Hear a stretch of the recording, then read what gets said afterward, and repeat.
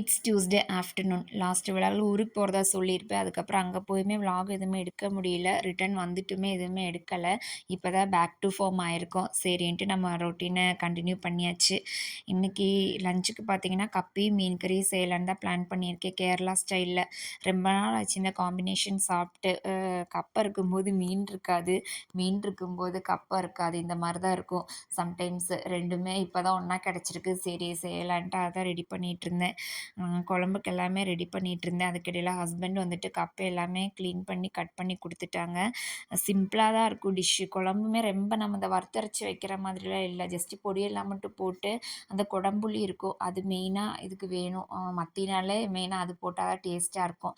அதெல்லாம் போட்டு நம்ம நல்லா கொதிக்க வச்சுட்டு லாஸ்ட்டாக மீனை போட்டோம்னா அவ்வளோதான். இது வந்து இந்த மாதிரி கொஞ்சம் இது தண்ணியாக இருந்தால் தான் நல்லாயிருக்கும் இந்த மாதிரி சாப்பிட்றதுக்கு.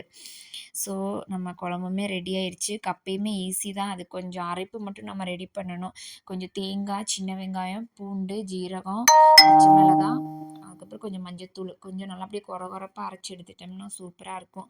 கப்பை எல்லாமே வெந்ததுக்கப்புறம் அதை நல்லா உடச்சி விட்டுட்டு இந்த அரைப்புமே போட்டு நல்லா மிக்ஸ் பண்ணி எடுத்துட்டோம்னா சூப்பராக இருக்கும்.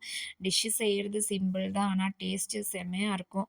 இந்த காம்பினேஷன் யாருக்கெல்லாம் பிடிக்கும்னு சொல்லி கமெண்ட்ஸில் சொல்லுங்கள்.